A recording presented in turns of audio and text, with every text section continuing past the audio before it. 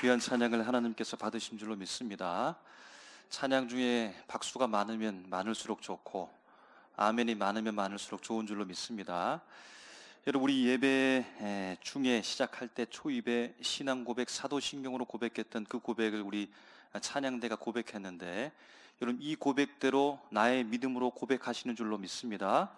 이 고백에 동의하는 줄로 믿습니다. 여러분, 장로교회 교회에서 선포는 믿음을 흔들고 구원을 흔드는 설교가 아닙니다. 우리가 이미 고백하고 믿었던 신앙 고백 아래에 그 바탕 가운데 우리에게 주어진 구원이 확실하다고 하는 것을 자꾸만 확증해 주는 겁니다. 여러분들이 지금 믿고 있는 그 예수 그리스도는 불완전합니다. 내 믿음 불완전합니다. 여러분 확실합니까? 라고 하면서 자꾸만 그 믿음을 흔들고 구원을 흔들지 않습니다. 장로교회, 우리 교리의 바탕에 둔 믿음의 반석 가운데 굳건한 예수 믿음을 통한 그 구원은 결코 흔들리지 않는 줄로 믿습니다. 오늘 이 시간에 우리가 신앙 고백, 사도신경으로 고백하고 찬양대가 함께 고백한 그 신앙 고백을 함께 동의한 모든 자는 예외 없이 제 힘이 아니라 하나님 앞에 하나님의 백성 된 줄로 믿습니다. 모두가 다 구원받은 자인 줄로 믿습니다.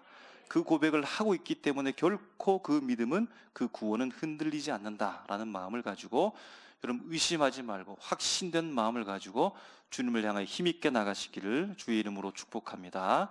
우리 이 시간에 함께 인사하실 때 앞뒤 좌우로 사랑합니다, 축복합니다 함께 고백하고 나누겠습니다. 사랑합니다, 축복합니다. 무더운 여름날 여러분 더위를 극복하고 주님 앞에 나온 우리 모두에게 하나님의 놀라운 은총과 평화가 가득 넘치기를 주님의 이름으로 축복합니다. 제가요 인터넷 어느 블로그에 올려진 글을 보니까 이런 글이 있습니다. 꼭 필요한 첫인상 5초의 법칙이라는 글인데요, 이 관련된 책도 있는 것 같습니다. 상대방이 나에게, 내가 상대방에게 첫인상이 결정되는 시간이 단 3초에서 5초밖에 걸리지 않는다는 이야기입니다. 여러분, 첫인상은 첫인상일 뿐이고 다시 만나면 그 사람에 대한 이미지와 인상이 다시금 형성된다라고 한다면 여러분 이 이야기는 별 우리에게 관심을 끌지 못할 이야기에 불과할 겁니다. 여러분, 상대에 대한 이해가 수시로 바뀔 수 있다면, 이 사람에 대한 생각과 판단이 수시로 변경이 될 수 있다면, 자유롭게 충분히 조정될 수 있다라고 한다면 첫인상을 이루어지게 하는 3초에서 5초의 시간은 별 중요한 시간이 아닐 수 있습니다. 그런데 여러분, 우리가 경험한 바로 알고 있듯이 첫인상이 그 사람에 대한 고정적인 관념을 만들기 때문에 결코 쉽게 이 이야기와 시간들을 넘기기가 어렵다라는 겁니다. 여러분, 이 글에 보니까요, 첫인상을 결정하는 요인 3가지를 말하는데 첫 번째는 여러분 무엇일까요? 얼굴이라고 합니다. 우리가 서로 낯선 사람이 만날 때 여러분 뒤를 돌아보고 인사하지 않습니다. 얼굴을 보면서 인사를 합니다. 어쩔 수 없이 얼굴을 보면서 눈을 마주치면서 그렇게 안녕하세요 라고 인사할 때 그 사람이 얼굴을 통하여서 내가 첫인상에 대한 이미지를 형성하게 된다는 겁니다. 아니요, 저는 그 사람에 대해서 얼굴을 보는 것이 아니라 총체적인 인격을 보면서 그 사람을 판단합니다 라고 말하는 분도 어쩔 수 없이 첫 만남에서는 서로의 상대의 얼굴을 볼 수밖에 없다는 것이고, 그 관경 속에서 그의 얼굴을 통하여서 그를 향한 이미지가 고정적인 관념으로 자리 잡게 된다라는 겁니다. 첫인상에 대한 이 형성하는 결정 요인 2번째는 행동이라고 합니다. 여러분, 행동. 상대방이 어떻게 행동하느냐에 따라서 첫인상이 결정될 수 있다는 겁니다. 적극적인 행동을 하는지, 소극적인 행동을 하는지, 과한 행동을 하는지, 아니면 지극히 너무 절제하면서 행동을 하는지, 자신도 모르게 나오는 행동과 습관과 말투, 앉아있는 태도, 손짓, 몸짓, 발짓, 눈짓까지, 여러분 그런 모든 행동들을 통해서 그 사람을 향한 첫인상이 형성될 수 있다라는 겁니다. 큰 요인으로 작용할 수 있다는 겁니다. 첫인상 결정 요인 3번째는 여러분 대화라고 합니다. 그 사람의 얼굴을 보고 행동을 보면서 몸짓, 발짓, 눈짓까지 보면서 그 사람에 대한 이미지, 첫인상이 형성되고, 또 한 가지 그 사람과 대화하게 될 때 첫 대화에서 어떻게 대화했느냐에 따라, 어떠한 대화가 오고 갔냐에 따라서 그 사람을 향한 이미지가 고정된다라는 겁니다. 긍정적인 대화를 했다라고 한다면 그 사람에 대한 긍정적인 이미지가 새겨질 것이고, 부정적인 대화를 했다라고 한다면 그 첫 대화가 부정적이라고 한다면 부정적인 이미지로 각인될 수 있다라는 겁니다. 사랑하는 성도 여러분, 참 어렵지요? 그냥 만나면 되는데, 그냥 나는 이야기하는 것인데, 나의 마음을 좀 알아주면 좋겠는데, 그렇게 애쓰지 않아도 내가 어떤 마음을 가지고 서로를 대하고 있다는 것을 알아주면 좋을 텐데, 여러분 어쩔 수 없이 이런 현실 속에 우리가 있다라고 하는 것을 인정할 수밖에 없습니다. 여러분, 어쨌든 첫인상을 결정하는 요인을 조금 단순화시켜보고 정리해 본다면 두 가지로 말할 수 있겠습니다. 시각과 청각이 그 사람에 대한 첫인상을 결정할 수 있다는 겁니다. 내가 보는 것, 듣는 것을 통해서 그 사람에 대한 첫인상을 형성한다라는 겁니다. 어떻게 보느냐, 어떻게 듣느냐에 따라, 어떻게 보고 어떻게 듣느냐, 그 시각과 청각을 통하여서 여러분 그것이 중요하다라고 생각하는 동시에 우리가 놓칠 수 없는 것은 무엇입니까? 시각, 청각, 보는 것, 듣는 것이 무엇을 결정하는 결정력을 가지고 있다는 겁니다. 그 사람에 대한 첫인상을 내가 결정하는 것처럼 내가 보는 것, 듣는 것을 통하여서 무언가를 결정할 수 있는 결정력, 무언가를 결정할 수 있는 그 힘을 제공하는 것이 바로 내가 보는 것, 듣는 것을 통하여서 결정할 수 있다는 겁니다. 사랑하는 성도 여러분, 여러분 지금 무엇을 보십니까? 무엇을 듣고 있습니까? 어떻게 보고 있습니까?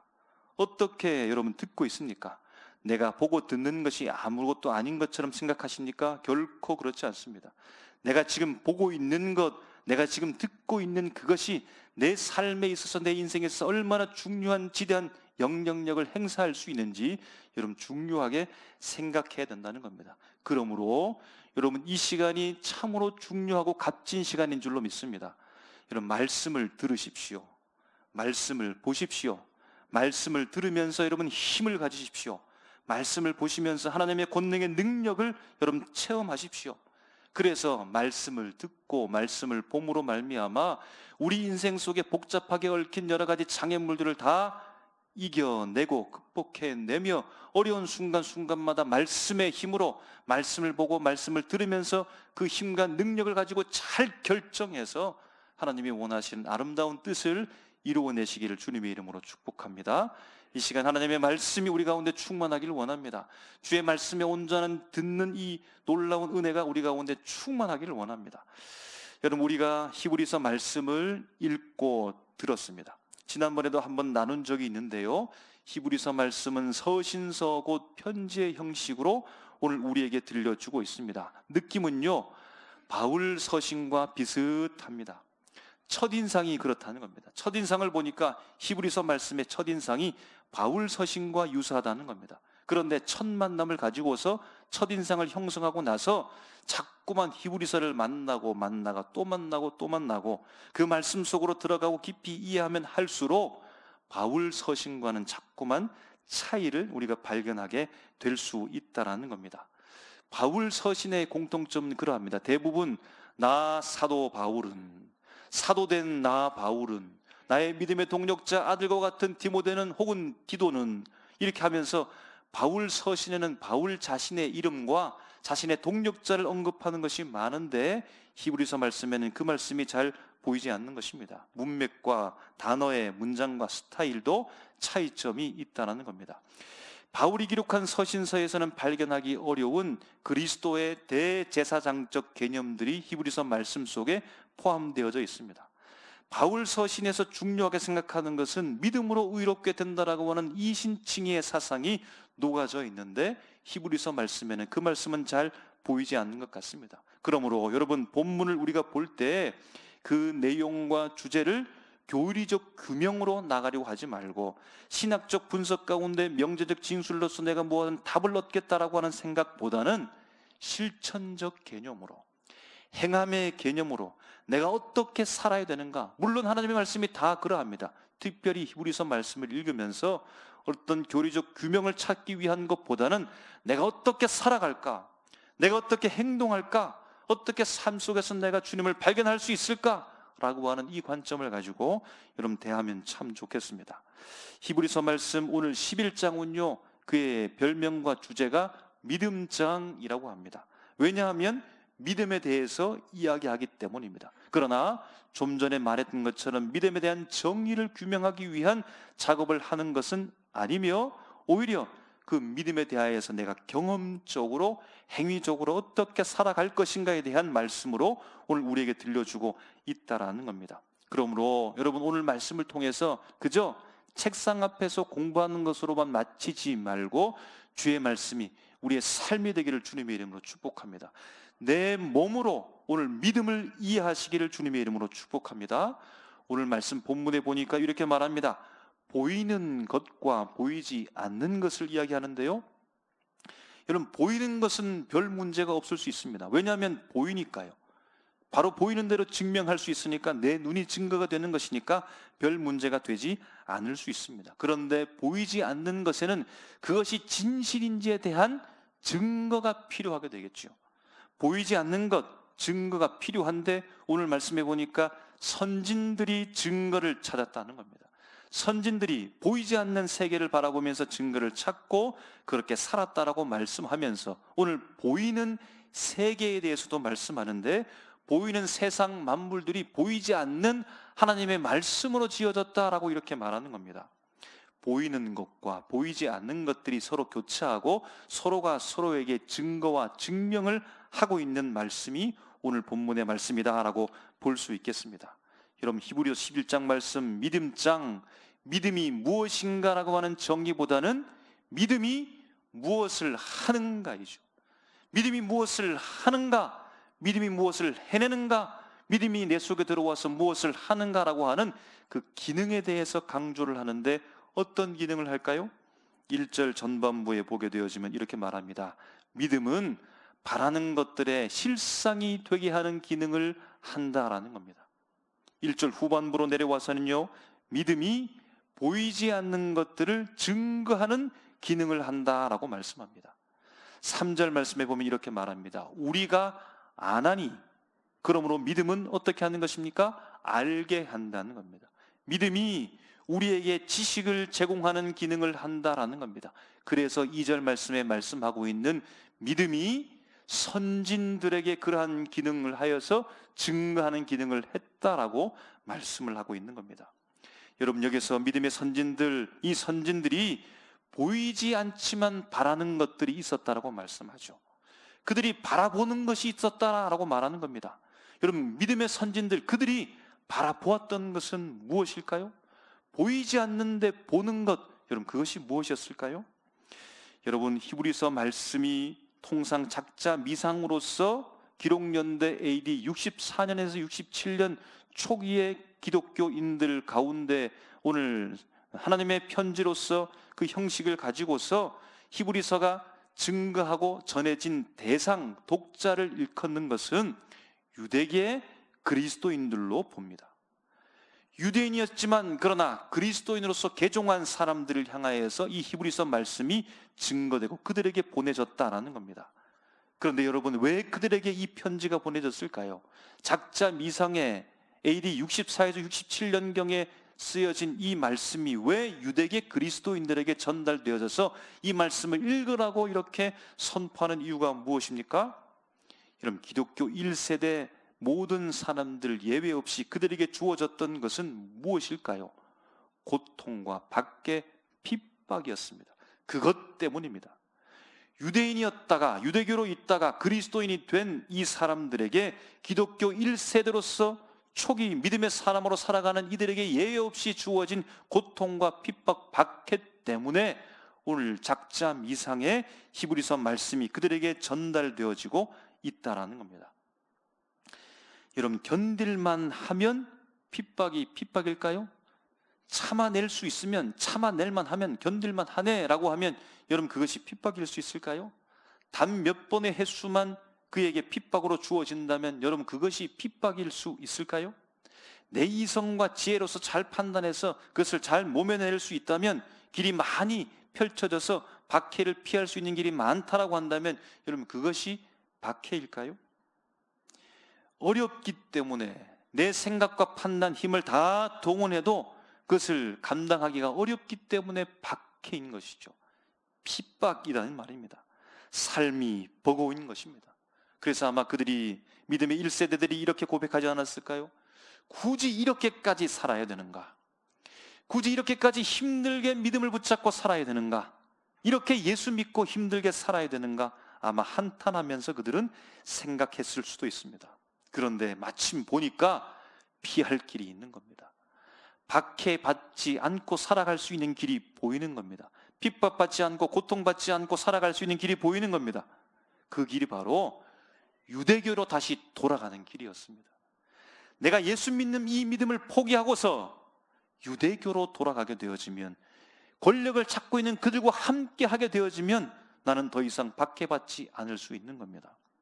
이런 심각한 상황들에 놓여진 이들에게, 실제적으로 유대교로 돌아가는 상황들이 일어난 그들에게 작자 미상의 사람이 히브리서 말씀을 통하여서 그들을 향하여 오늘 편지를 보내고, 더 큰 믿음을 가지십시오, 확신을 가지십시오, 장래에 우리에게 소망을 주는 소망이 있습니다라고 이렇게 격려하면서 강력하게 말씀을 선포하고 있다라는 겁니다.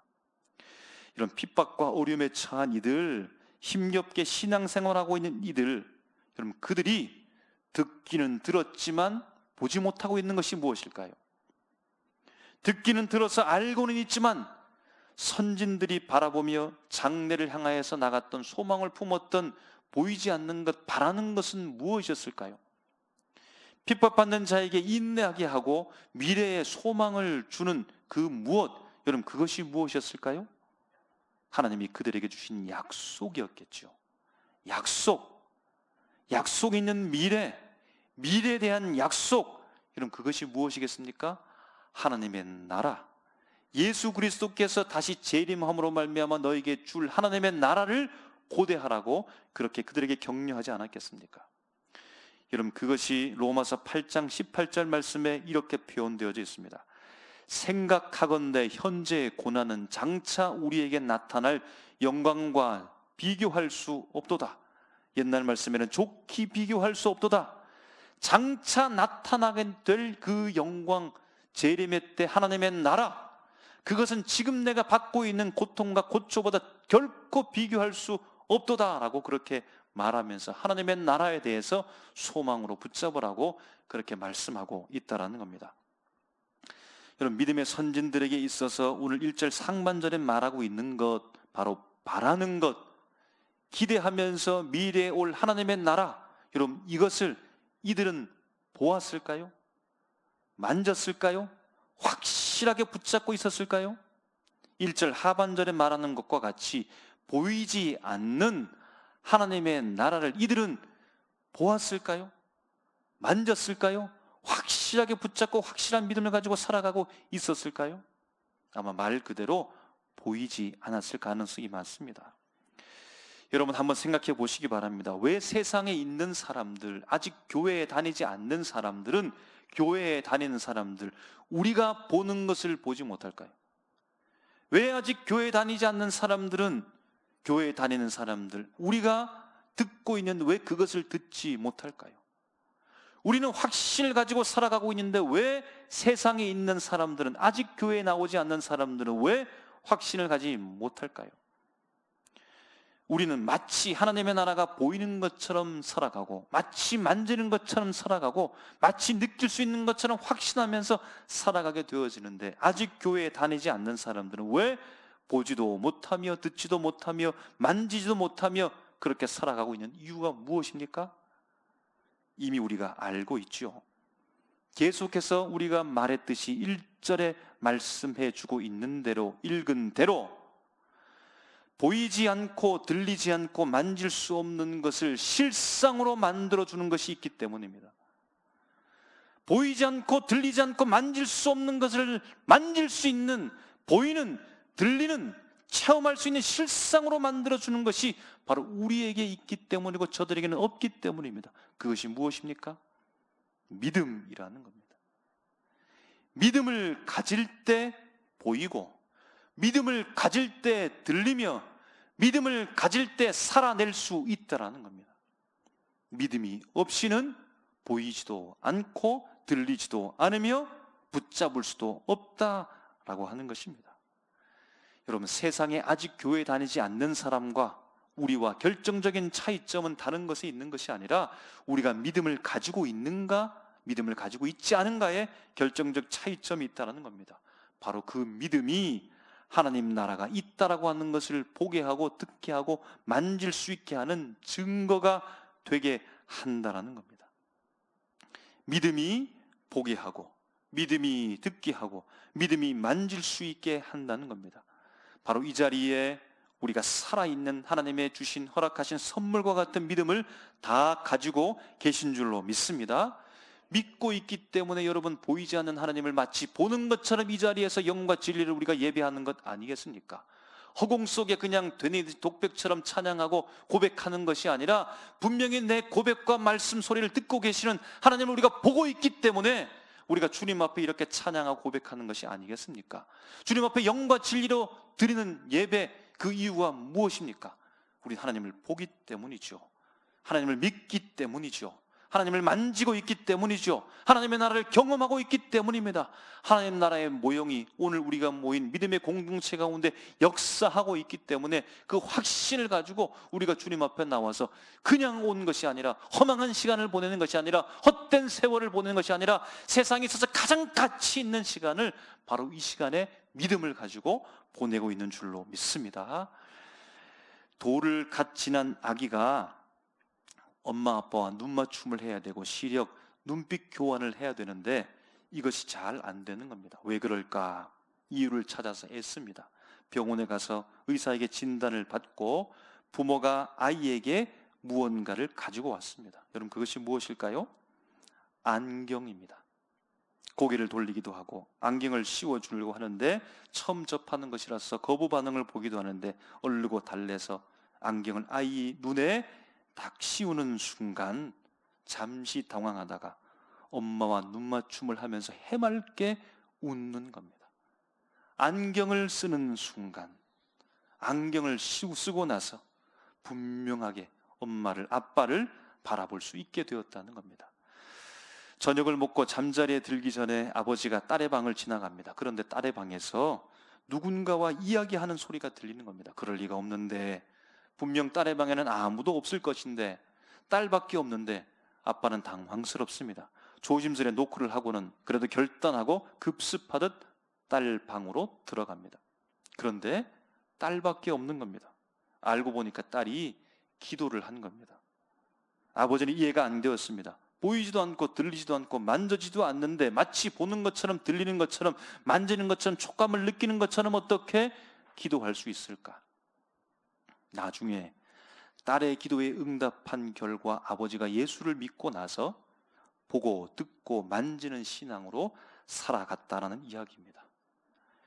여러분, 새로운 세계를 보게 하고 듣게 하고 만지게 할 수 있고 살 수 있게 할 수 있는 힘은 무엇입니까? 바로 믿음입니다. 믿음에 대해 여러분 어떻게 표현할 수 있을까요? 믿음은 마치 여러분 문과 같습니다. 새로운 세계, 하나님의 나라로 들어가게 할 수 있는 것이 바로 믿음이라는 겁니다. 예수 믿음을 가지게 될 때 그곳으로 들어가서 그전에는 아무리 노력해도 갈 수가 없었고 볼 수가 없었는데 예수 믿음을 가지게 되어질 때 그곳에 들어가서 하나님의 나라를 경험하게 되고 이해할 수 있게 된다는 겁니다. 여러분, 믿음은 무엇일까요? 믿음은 마치 여러분 안경과도 같습니다. 새로운 눈이 밝아지는 것과도 같습니다. 새로운 세계, 하나님의 나라를 보게 합니다. 믿으면 전에 볼 수 없었던 세계가 보이는 것이죠. 하나님이 보이고 하나님의 나라가 보이고 주 예수 그리스도, 독생자 예수 그리스도가 보이고 성령께서 나를 위해서 일하는 그것이 보이게 된다는 겁니다. 여러분, 믿음은 무엇입니까? 믿음은 마치 힘과도 같습니다.